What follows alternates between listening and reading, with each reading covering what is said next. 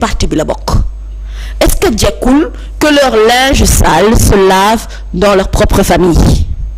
parce que bu wàllee ba ñëw ci espace public bi bu boobaa nag daañu ko waxtaanee ku ne dina ci am wàll te ku ne dina ci am yoon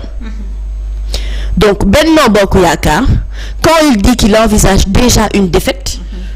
ça veut dire que c'est le moment de se regrouper c'est le moment de refaire li nga xamante ne moom mooy la communication de parti c'est le moment de taire les querelles ou au moins même si buñ ko teerul ñu régler les querelles internes au sein de Benno Bokk Yaakaar parce que l'enjeu est important ñun sax nag wax dëgg yàlla bu ngeen xuloofee garaaw mais problème est-ce que du tànneef bi moo indi amuf bi nga xamante ne nemmeeku nañ léegi la moo tax waxuñu ko depuis le début ci Amadou Ba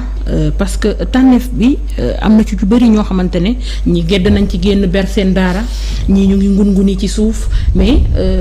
pas mal de leaders boo leen waxee ñu ne comme ku ci mel ni Aly Ngouille Ndiaye dégg nañ ko mu wax mu ne di nga gis yeneen départ yu bees mu mel ni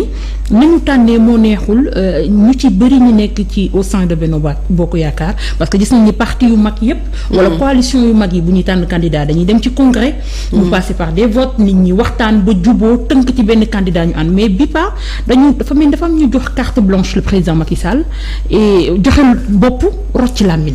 waaw mais moom laa wax ne xam nga man pour man cette analyse aurait été beaucoup plus pertinente bu fekkente ne bi tànneef bi amee rek automatiquement def nañu sortie pour wax ne ils ne sont pas d'accord moom laa la bëgg wax ne aujourd'hui li nga xamante ne xëy na lu ñu bëgg a wax ni noonu la xëy na peut-être Amadou Ba mel dama la bëgg a wax ne la xanaa loolu umpalewu ñu ko woon ñu ngi koy door a découvrir il le savait je pense que le président Sall a réfléchi par rapport ak tànneef bi mu def ci Amadou Ba est-ce qu'il le trouve amorphe? Je ne pense pas parce que s'il le trouvait amorphe il n'allait pas le choisir comme candidat de Benno Bokk Yaakaar. mais moom dañ moo tane nag ça veut dire que ni mooy ku baax ki ndax fu ñu nee tey ajaratu mami ak Nabou ñoo fi toog mami moo tane mami la mu gënee mami Nabou bariwul. waaw mooy daanaka benn lañ rek waaye coow li mooy même ñeneen ñi tànn ñu leen moom lañ tànn man xam nga lu ma d'accord. posture Aly Ngouille lu ma d'accord. posture peut-être Mame Boye Diao après on pourra parler de individuellement ci candidat yooyu nga xamante ne ñoom ñoo génnee seen bopp ci fësal seen bopp ci li nga xam ne moom mooy géew gi ku ci mel ni par exemple aussi Mahammed Boun Abdallah Dionne c'est-à-dire que ñooñu bi tànneef bi amee wane nañ ne d'accord ñu génn nañu mais Nabou moi je ne m'assois pas sur une branche pour scier la branche sur laquelle je suis assise man wax dëgg yàlla sama digg baaxul samay yel gàtt na yet man balance bu may toog dama koy xool du ma ca toog ba pare wut si di ko xoos déedéet maanaam li nga xam ne moom mooy seen problème ñoom il le savait te pour man parti boobu dafa am lu bëri loo xamante ne dañ ko war a régler ci seen biir. mais est-ce que du aussi du ñàkk koo régler cette défaite là stratégie de communication parce que am na ñuy sous-entendre que ni le président Macky Sall dafa am beneen candidat bu dul Amadou Ba. kan la candidat bi. tey jeter du discrédit ci candidat wu Amadou Ba connaissant Jules Souleymane Jules Diop xam nañ ni c'est un proche collaborateur du président. tey je pense pas que ni dina génn di wax nii comme ça pour yàq est-ce que du quelque part dans Souleymane Jules Diop nag wax dëgg yàlla saa yu defee sorti tojum réew nañ waxante dëgg bu dee ay kàddu wax pour wax lu mu xalaat rek ak lu mu kii loolu moom Souley moom min nañ ko wax dëgg yàlla ci wax dëgg yàlla Souley nag xam nga loolu xëy na peut-être loolu mën ça peut jouer peut-être même un peu en faveur de Amadou Ba. Connaissant un peu la personnalité de Souleymane Jules Diop qui ne met pas de gants quand il doit parler. Non, je dis peut-être bien parce que xëy na les gens vont se dire ah c'est Souleymane Jules Diop mais le fait est que Souleymane fait partie du parti ci parti bi la bokk et à la limite bu ko déggee muy waxul sax ne moom il est contre Amadou Ba déedéet dafa ne maanaam xëy na dafa seddu trop ci moom que dafa war a gën a yëngu gën a dajale yëf yi mais est-ce que la personnalité de Amadou Ba personnalité nit ku yëngu la. ndax kenn mësu ko dégg mu ne dafa soxla réew mi. am de tekk rek laa ko mës a gis ci moom. dëgg yàlla tekk rek laa mës a gis ci moom buy sol costume sax dañ koy passé ba pli yi taxaw mu ne kojj ko jaar tekk laa gis ci moom dëgg yàlla. donc pour man personnalité nit ki xam nañu ba pare Amadou comment il est maintenant nag s'ils ont un problème au sein de leur parti c'est le moment de s'asseoir et de le régler. Effectivement. s'il y a des sorties yoo xamante ne ça ne va pas avec la communication de Amadou Ba, c'est au président Sall de régler ce qui se passe au sein de son parti. Parce que encore une fois ba fii ñuy dem ba 2024 il est encore le maître du jeu. Il est encore là mu ngi fi. Donc wax dëgg yàlla balaa noo dem di régler problème Palestine ak Israël ak la ca topp nanu lijjanti li xew ci seen biir parti ba pare loolu lii problème la parce que cette communication là attention elle n'est pas bonne pour le parti au pouvoir. Elle n'est pas bonne parce que peu importe li nga xamante ne noonu la nit ki mel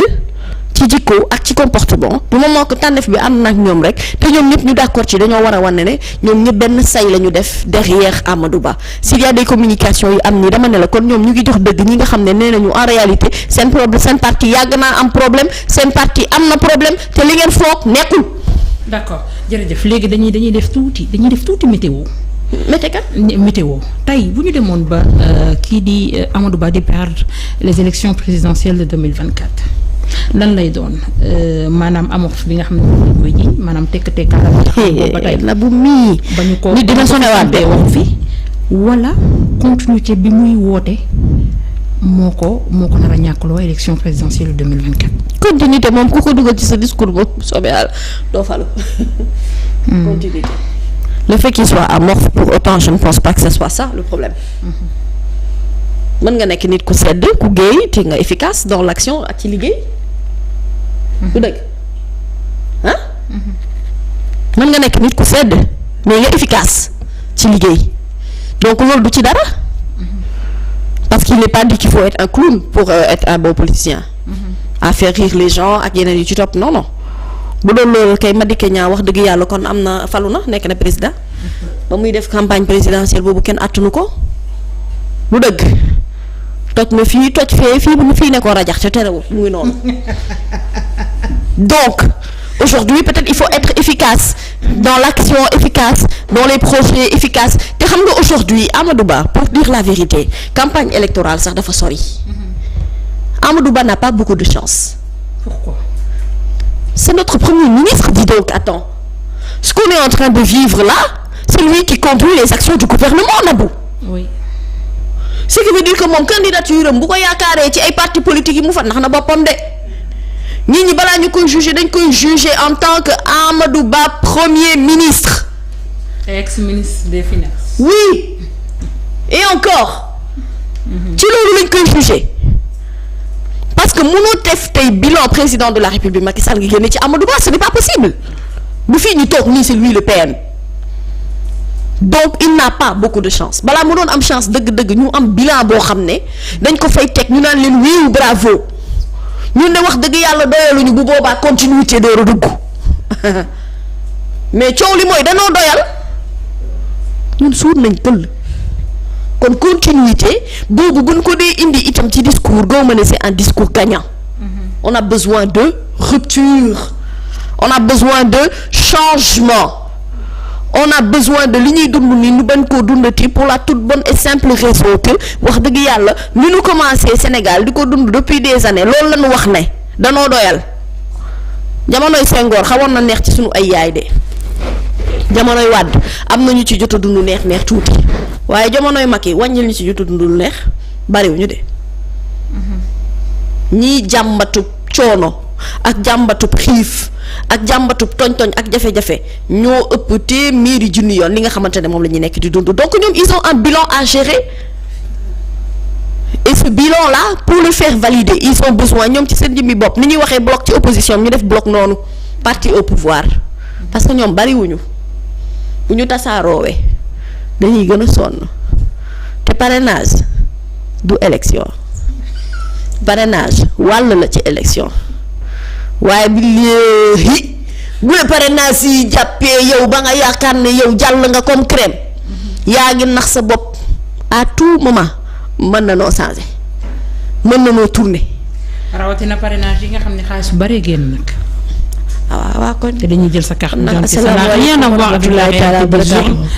ou nit ki bu duggee mën naa voter ka kasaf. la baax na. jërëjëf alors ñu dem ci dernier point bi nga xamante ne moom la ñuy waxtaanee. La Cour suprême et la Cour de justice de CEDEAO tranchent le 17 novembre une semaine décisive pour le leader de ex-Pastef de Pastef comme dañuy tere ex-Pastef Macron. waaw ce sera une date importante, la date du 17. Date boo xamante ne ñëpp dañu koy xaar et on espère que daañu dëggal ak gën a kàttanal décision yi nga xamante ne justice daf ko jël. CEDEAO on l'a dit, c'est important seen avis bi ñu war a mën a joxe parce que déjà pour la communauté internationale le combat n'est pas seulement le combat du Sénégal. Beneen bi ci topp mooy au-delà de tout cela c'est une décision qui va peser un peu sur la décision que la Cour va prendre après un tout petit peu plus tard, donc ce qui veut dire que tey jii bu fekkente ne da ngay mën a combat sur tous les fronts et aujourd'hui ak génie bi nga xam ne moom la ay conseil Ousmane Sonko am ci mbir mi ni mel, s'ils ont fait le choix de porter le combat sur CEDEAO, bien que CEDEAO musul jël décision boo xam ne état bu Sénégal dëppoo na ak moom bu d'ailleurs nit ñi di laaj est-ce que am na pertinence en vérité ñu dem ci cour bi waaw wala déet, mais oui juridiquement parlant booy xool am na et sur le plan communicationnel aussi am na. C'est important de franchir toutes les étapes ba nga xam ne boo ci yeggee dëgg-dëgg doo mën a wax ne fii lajj naa fi, donc c'est une date importante bu ñëpp di xaar. Mais l'opposition a décidé que ci jour boobu également et j'attends à ce que ñu autoriser leen ñu def seen ay manifestations yi ñu bëgg a def, ça m'étonnerait mais bu ñu ko defee ce serait vraiment très bien pour la démocratie sénégalaise, mais ça m'étonnerait parce que xam nga lu tax contexte bi dafay xaw a nduru un peu le contexte du 23 juin. C'est vrai que décision yi bokkul woon mais contexte politique bi benn bi la woon ci en termes de mobilisation ak leneen lu ci topp bu ñu fàtte bi biir Assemblée nationale député yi toogee di war a décider du destin de ce pays, les gens étaient dehors.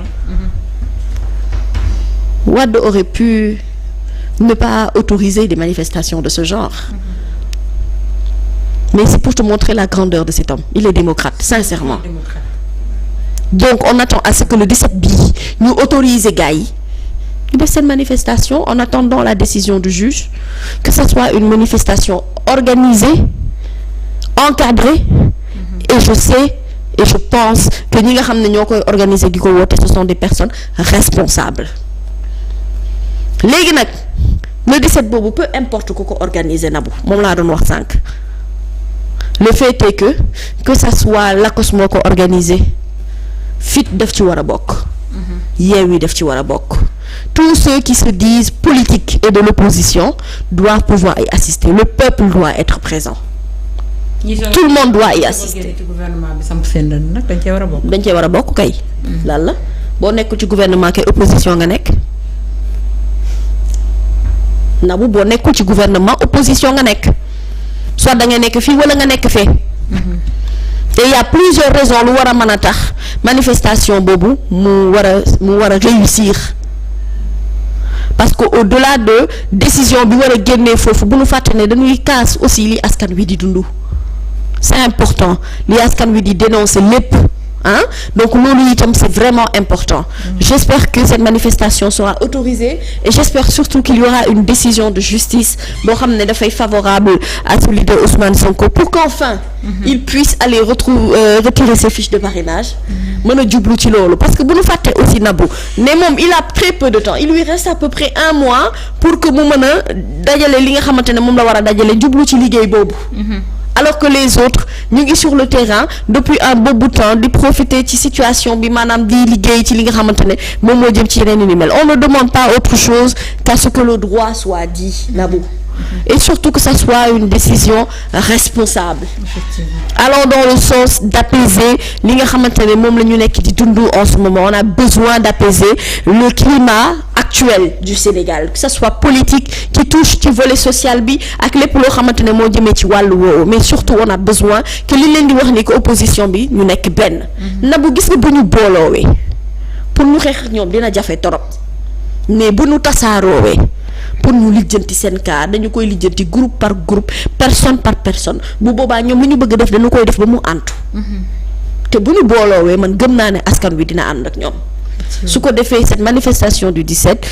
que ça soit autorisé et de 2 après l'autorisation que ça soit une manifestation réussie, mais au-delà de tout cela on espère avoir une décision de justice favorable allant dans le sens ñu gën a dëgëral li nga xamante ne moom mooy démocratie réew mi et puis gën a dëggal surtout yoonu dëgg bi nga xamante ne juge Sabassy Faye non seulement def na ko CEDEAO son avis est important ak leneen lu ci topp et que Ousmane Sonko puisse aller retirer ses fiches de parrainage tranquillement comme les autres jublu ci affaire parrainage bu ñu paree nag door a wax ci lu jëm ci wàllu campagne ak élection ak leneen lu ci topp. D'accord jërëjëf Adjaratou alors sans tarder avec la complicité de la régie dañuy dem def une petite transition et revenir sur le plateau pour la deuxième et dernière partie de cette